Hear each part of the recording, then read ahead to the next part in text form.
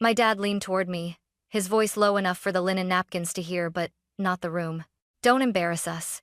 Just eat. He smiled for the waiter, like nothing had happened, while I froze mid-breath, fork suspended between pride and silence. The hum of the restaurant blurred into a single thought, pulsing in my head. He has no idea where he's sitting.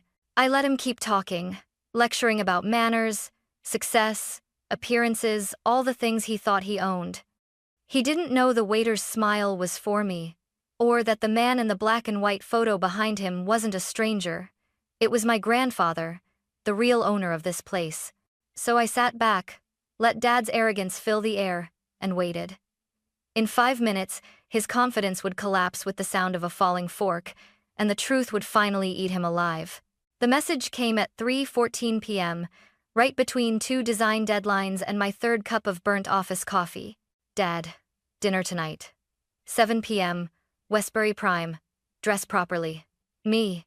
Okay, who's coming? Dad, your grandfather. Don't make it awkward. Those 4 words, don't make it awkward, had followed me since childhood like a shadow stitched to every family gathering. It meant don't bring up what he said that night, don't remind him he left when things got hard, and above all, don't make him look small. By 6:30, Grandpa was standing outside my apartment building in his old navy blazer, the one with frayed elbows and a faint scent of cedar and rosemary soap. He held a small bouquet of daisies, for the table, he said, and offered me his arm like we were going to prom instead of walking into another performance of The Perfect Family. The air was crisp, smelling faintly of rain and exhaust. Grandpa walked slowly, but every step felt deliberate, measured. You don't have to say much tonight, he murmured. Just let him talk. I usually do, I replied. He chuckled.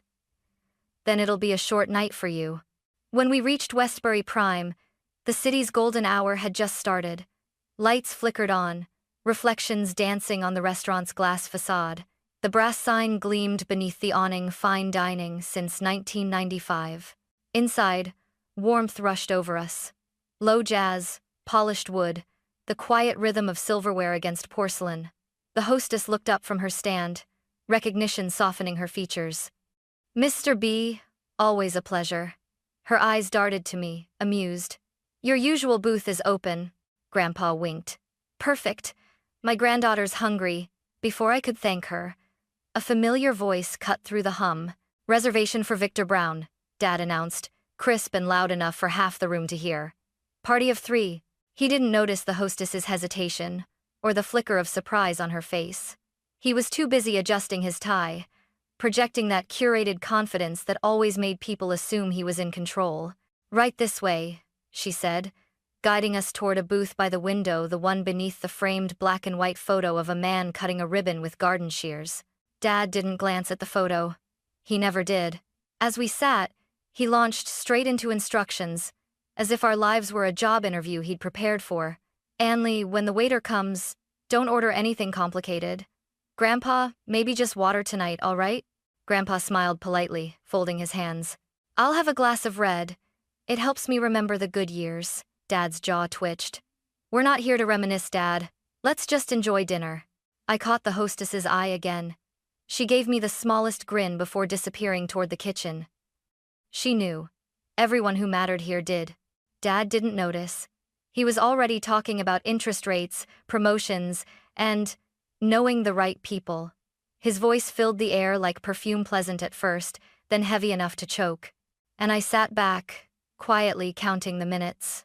In less than an hour, that voice would crack, that confidence would crumble, and the room he thought he ruled would remind him whose name was really written on the walls.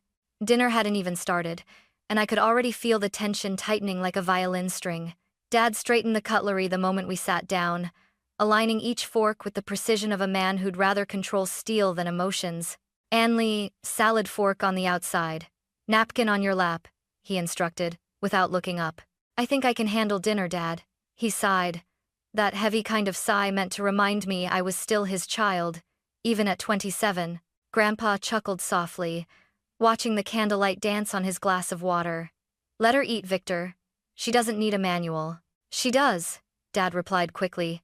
You can't build a reputation if you can't hold a fork right. The waiter arrived. Marcus, mid-20s, kind eyes, polite confidence. I'd met him before during one of Grandpa's Tuesday visits. He smiled as soon as he saw us. "Good evening, Mr. B," he greeted warmly. "It's nice to see you again." Dad looked up, startled. "You know him?" Marcus nodded. "Of course, sir. Mr. B is one of our most loyal guests." Grandpa winked at me, but said nothing. Dad forced a laugh, though his knuckles had turned pale around the stem of his wine glass. "Oh, I see.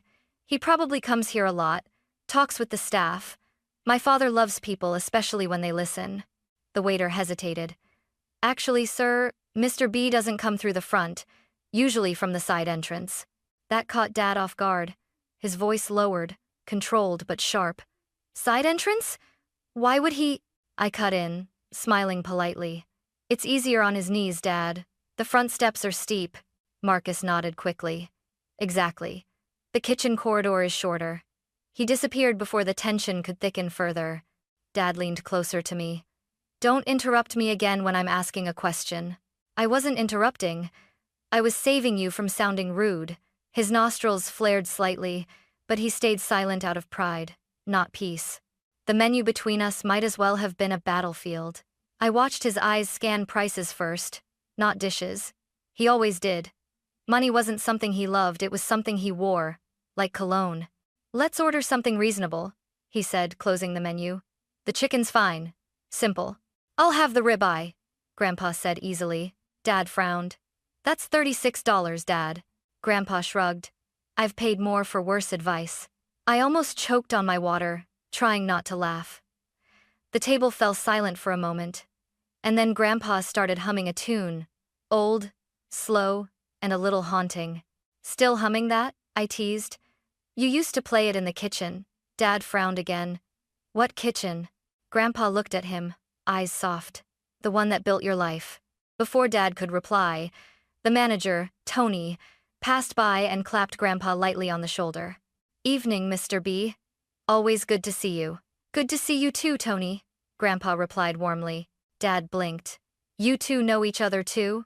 Tony smiled. "Of course. Mr. B checks on us every Tuesday." Dad's face froze in polite confusion. "Checks? On you?" Tony nodded, oblivious to the storm gathering behind that perfect smile. "He's the best kind of owner, one who still tastes the soup." And there it was, the first real crack in Dad's polished mask. I caught his reflection in the window, his smile stiff, his eyes darting, his hand gripping the edge of the table like it might float away.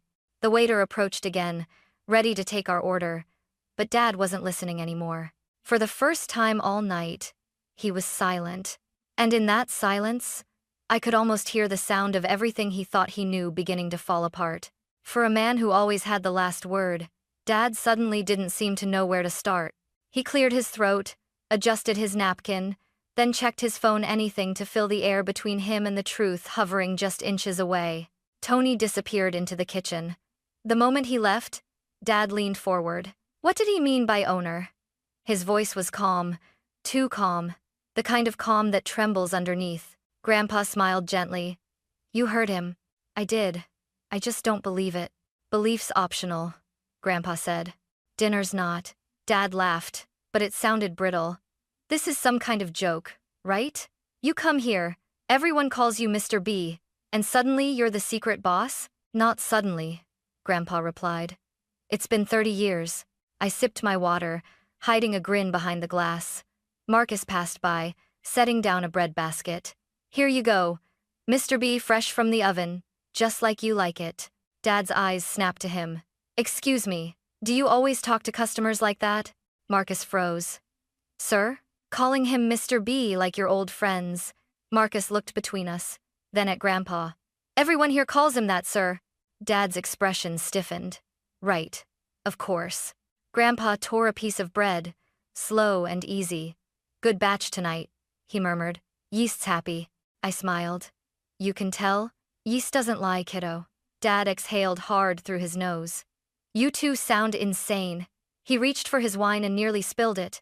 "You're telling me this place belongs to you?" Grandpa met his gaze steadily. "Not just this one, there's 21 more."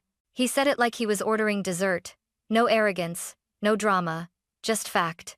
The fork in Dad's hand trembled. You're kidding. I'm eating, Grandpa said, dipping his bread in olive oil. You're panicking. Marcus returned with a notepad. Are you ready to order, sir?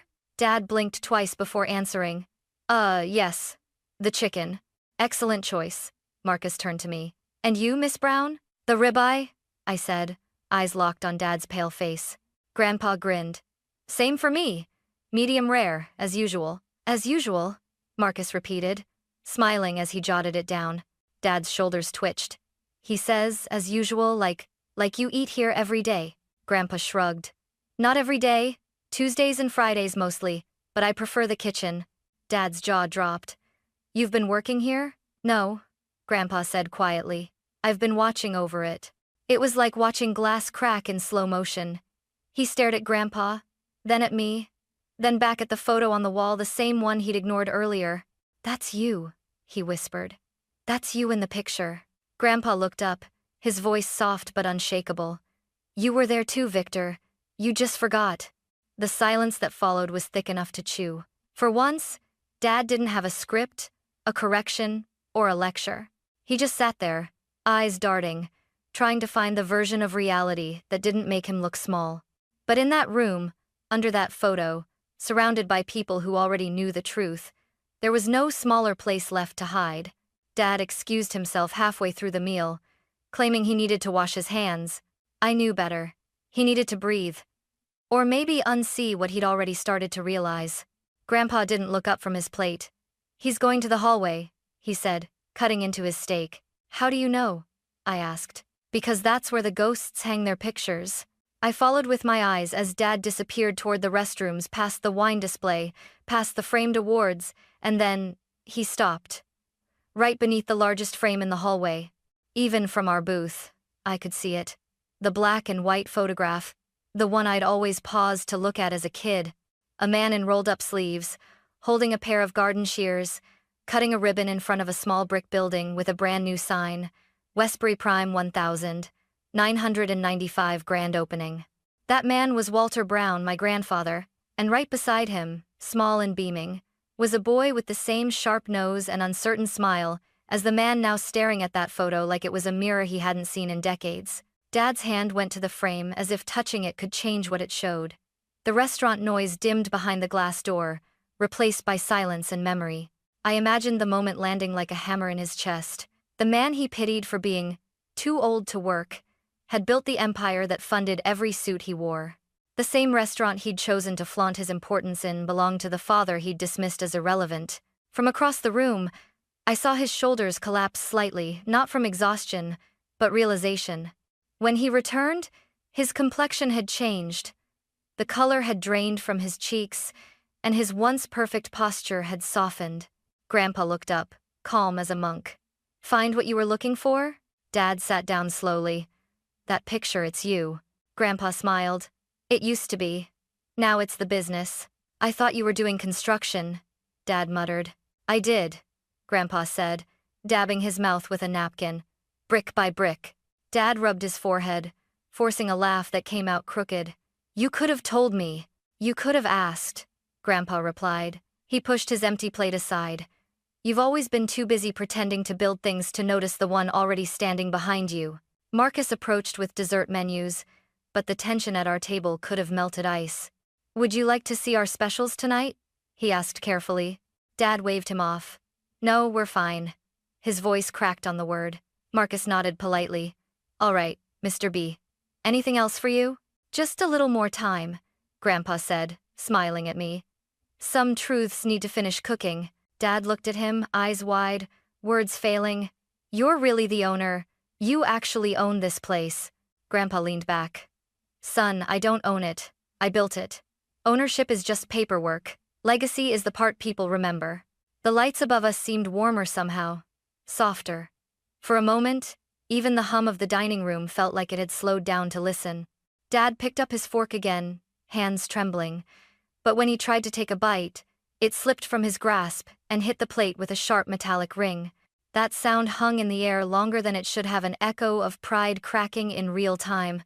And right then, everyone in the room turned to look. For a moment, The sound of that falling fork felt louder than every voice in the restaurant. Conversations paused, wine glasses hovered midair, and even the jazz from the speakers seemed to fade. Dad reached down quickly, trying to laugh it off.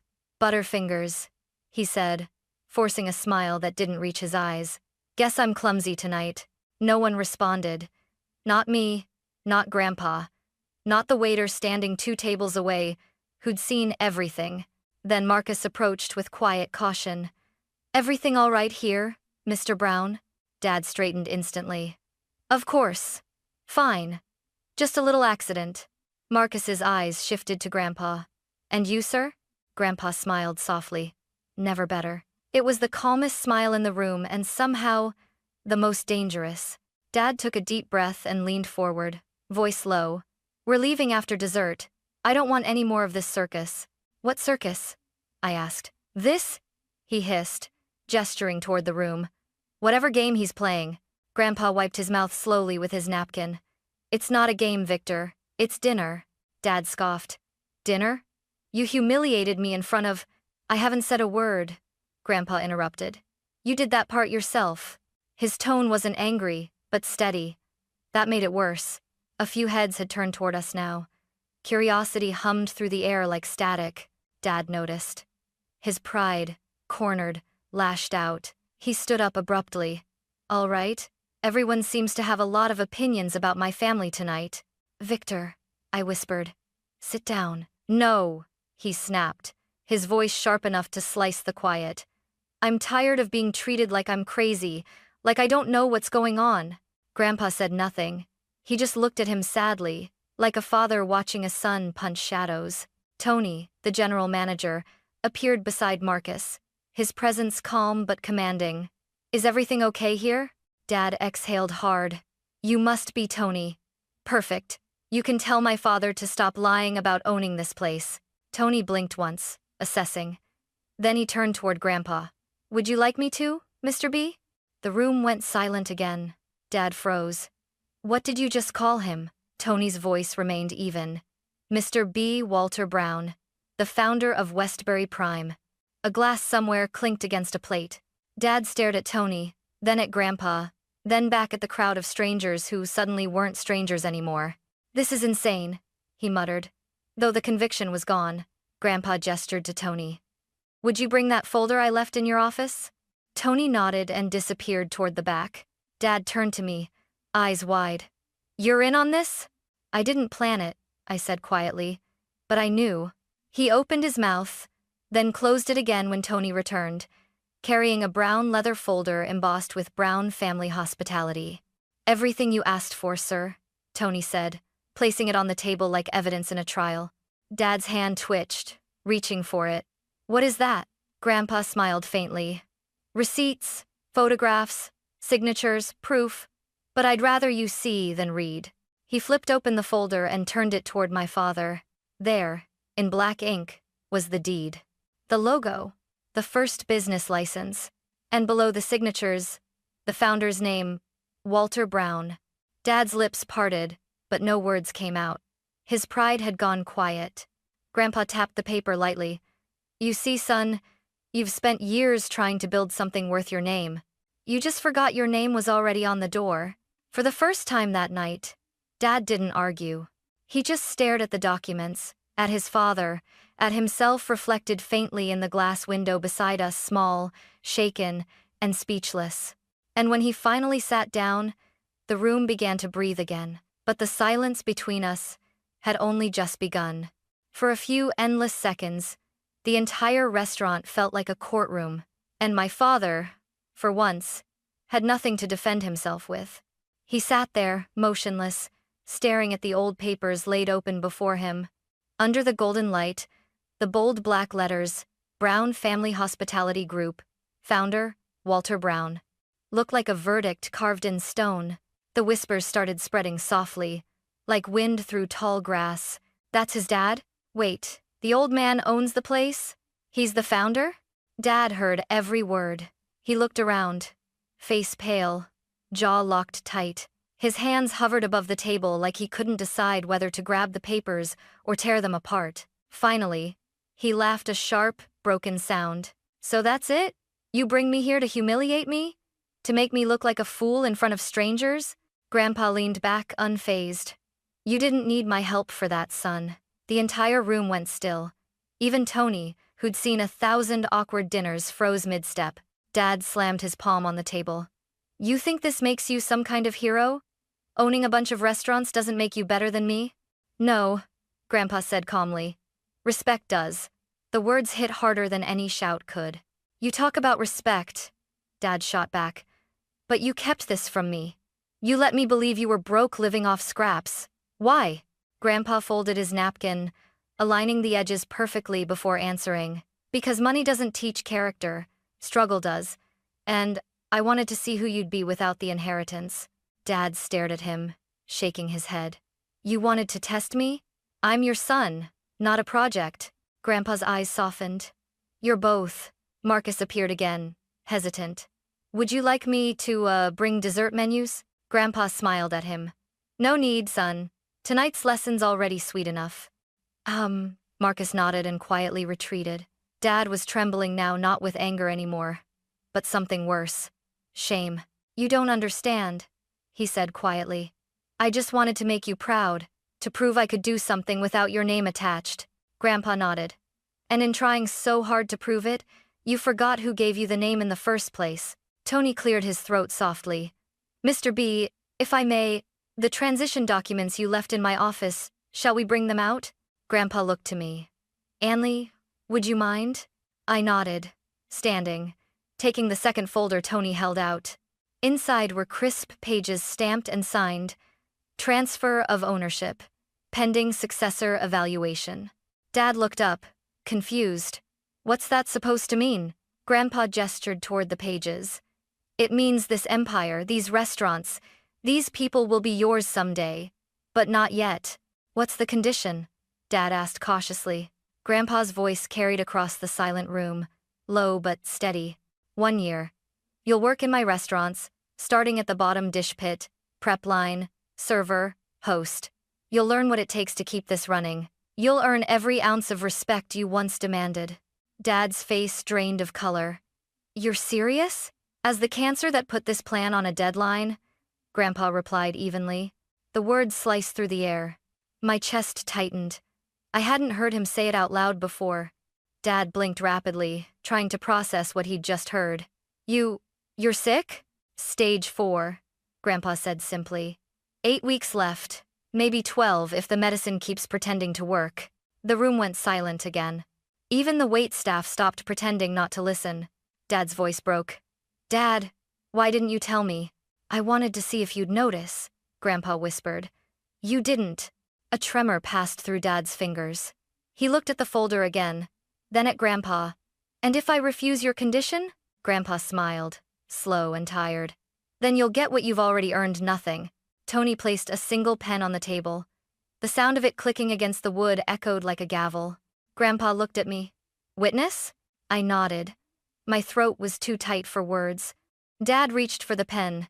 His hand shook as he signed the first page. Acceptance of transitional terms. His voice cracked halfway through. When do I start? Tony replied softly. Monday morning. 6 a.m. Bring work shoes. Grandpa's smile returned. Faint, but peaceful. And, Victor, leave the tie at home. The kitchen doesn't care about your titles. Monday morning came like punishment. Dad showed up at Westbury Prime 5 minutes early, wearing jeans stiff with newness, a plain gray t-shirt, and a pair of sneakers that looked like they'd never touched dirt. Tony met him at the back entrance, the same one Grandpa always used. Morning, Victor, Tony said, handing him an apron. Dad tried to smile. Please call me Mr. Brown. Tony shook his head gently. In the kitchen, we don't do Mr. anything. You're Victor. By noon, Dad looked like a ghost wearing sweat.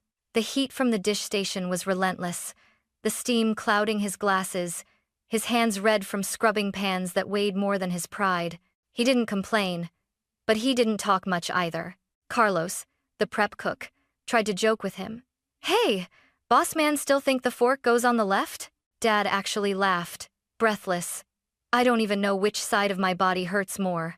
When I visited that evening, Tony gave me a small wave. Your dad's learning, he said. He's not fast, but he's trying. I peeked through the service window. There he was, my father, hair damp, apron soaked, quietly stacking plates like they were made of glass and redemption. Every once in a while, he looked up toward the dining room, as if expecting to see Grandpa watching. By week 2, his hands had blisters. By week 4, they'd hardened. He stopped talking about image and started asking about timing, about sauce ratios, about why people tipped more when you looked them in the eye. He learned how to slice onions without tears, at least from the onions. Sometimes, late at night, he'd send me short messages. Dad, did you know the dishwasher drains faster if you tilt the rack? Dad, the cooks call me Mr. Clean now. Think it's a compliment. Dad, Grandpa used to check invoices by hand. Tony showed me his notes. Every number perfect. The man who once lectured waiters about table manners now apologized if he bumped into one. He started showing up early, staying late, wiping down counters that weren't his to clean. One Friday afternoon, I walked in and found him helping Maria, one of the servers, polish silverware. She told me later he'd been covering her shift breaks so she could call her kids. He's not bad for a boss, she said with a grin. He's not the boss yet, I replied.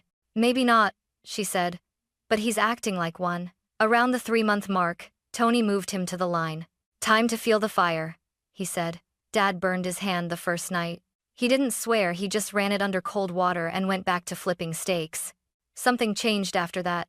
He stopped looking at the clock, stopped checking his phone, stopped flinching when someone called him Vic instead of Mr. Brown. One evening, after closing, Tony found him sitting alone by the prep table, staring at the empty dish pit. You okay? Tony asked. Dad nodded slowly. I used to think this work was beneath me. Now I realize it's what's been holding me up. When Grandpa passed by the kitchen later that week, leaning on his cane, the staff clapped spontaneously. They all knew. Grandpa just smiled, walked up to my father, and said, "You smell like effort. That's the best cologne you've ever worn." Dad didn't answer. He just hugged him, something I hadn't seen him do since I was 9 years old. From that night on, Victor Brown wasn't the man who whispered, "Don't embarrass us," anymore. He was the man who said, "Thank you," before every shift. And as the months slipped by 12, then 13, I realized something strange. He wasn't just earning the right to inherit a business. He was earning the right to belong in it. A year later, the world inside Westbury Prime moved differently. The light felt softer, the chatter warmer, the hum of the kitchen steadier, like the restaurant itself could sense a shift in the air. That morning, Tony called me. "Anley, your father's ready," he said. "For what?" "For the keys." I arrived just before lunch rush. The smell of roasted garlic and seared butter wrapped around me like a memory. Grandpa was already there, sitting at our old booth by the window, his cane resting beside him, his expression calm but faintly distant, as if time had already begun to take him somewhere else. Dad stood in his work clothes. Black apron, sleeves rolled, a faint streak of flour across his forearm. His eyes met mine. They were tired, but steady, like someone who'd finally stopped running from himself. Grandpa motioned for us to sit. "It's been 12 months, he said. "How's the dish pit, Victor?" Dad smiled faintly. "Less terrifying than the boardroom," Grandpa chuckled. "And which one taught you more?" "The one with the broken plates." Tony appeared beside our table, carrying a small black box. He set it down gently, the way one sets down a crown. Inside was a brass key, heavy and gleaming, engraved with 3 letters, WBP. Next to it lay a new name pin, V, Brown Floor Manager. Grandpa's eyes softened. "You've earned these." Dad picked up the key with both hands, like it might vanish if he held it wrong. "I don't deserve this." "Finally," Grandpa said, smiling. "You're saying something true." Dad let out a short, broken laugh. "But you do," Grandpa continued. "Because you understand now. The people who sweep the floors, wash the dishes, take the orders, they're the backbone. If you forget them, you lose everything." Dad nodded slowly, emotion catching in his throat. "I forgot that for a long time." "And you remembered it the hard way," Grandpa said softly. "That's how remembering works." I reached across the table, placing my hand over both of theirs. "He's different now, Grandpa. You'd be proud." Grandpa looked at me and smiled the way he used to when I was little, Half joy, half secret. I already am, kiddo. I just needed him to earn the right to be proud of himself first.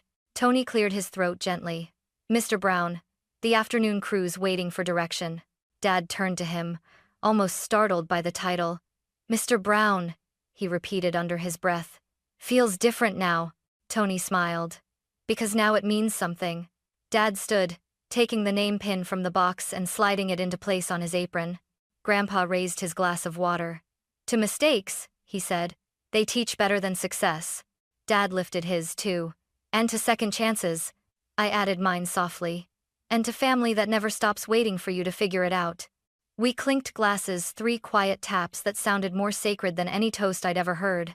Grandpa leaned back, sighing contentedly. Now, if anyone asks, I retired officially today. Tony smiled. We'll update the records. Don't, Grandpa said. Leave it blank. Let people wonder. Legends need mystery. When the lunch crowd began to arrive, Grandpa pushed his chair back, slow and steady. I'll let you two handle this one, he said. Are you sure? I asked. He smiled. I've been sure for a year. He walked toward the door, cane tapping softly on the polished floor, pausing beneath the photo on the wall, the same one of him cutting the ribbon with a young boy beside him. He looked up at it, then turned to Dad. Looks like the kid finally showed up. Dad's eyes glistened.